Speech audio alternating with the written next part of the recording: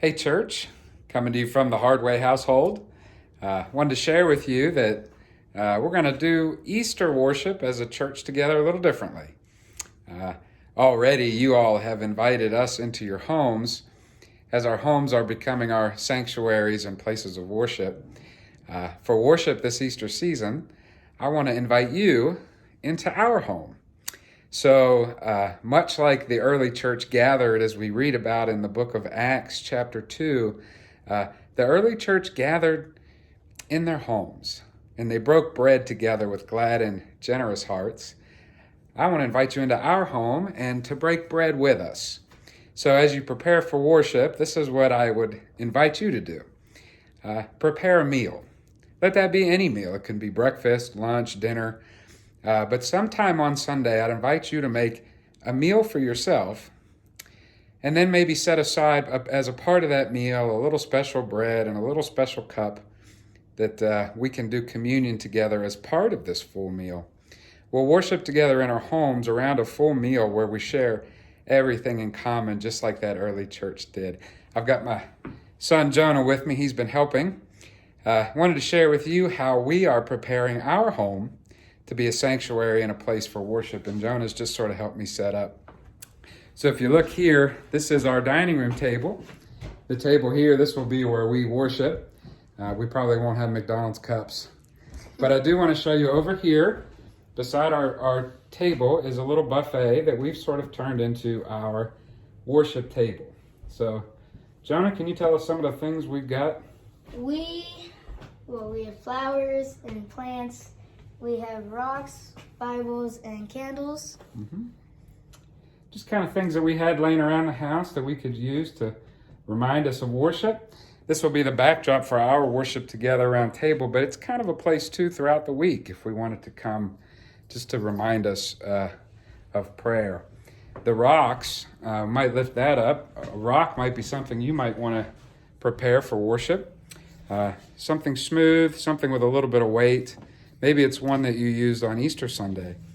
We might use this to remind us that on Easter the stone was rolled away from the tomb, but also as a prayer hat to remind us that God rolls away anything that can block new life from happening in our midst. We'll use that in worship during our prayer time. Candles are always good to have, so light a candle to remind us of the light of Christ. Many of you have crosses in your homes. This is a special gift that Deb Wattoon gave to us. This is a cross that tells the whole story of Jesus' life, death, resurrection, and ascension. So very, very touching to us. We also have some sticky notes and some markers. So Jonah, maybe you can demonstrate for us, who is someone that you would like to remember in prayer? How about your mama? Yeah. Okay, so why don't you go ahead and write Mama on this Post-it note.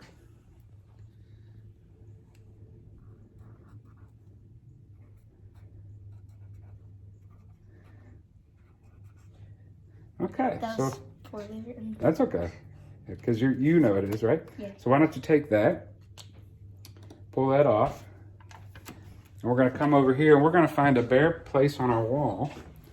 Why don't you stick that on there? There you go.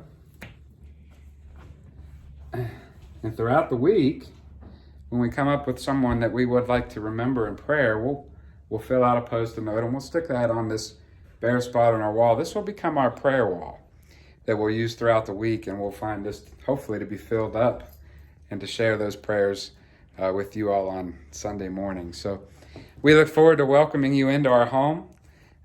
Alicia and Jonah and Noah will help us lead worship. Together we'll worship in our homes. We'll break bread together with glad and generous hearts, and we'll worship in the style that our spiritual ancestors did. Remember, worship before they had churches, they gathered in homes. And remember, the home is the place where faith is taught and built and shared. Grace and peace from my home to yours. Happy Easter, everybody. Happy Easter. Happy Easter.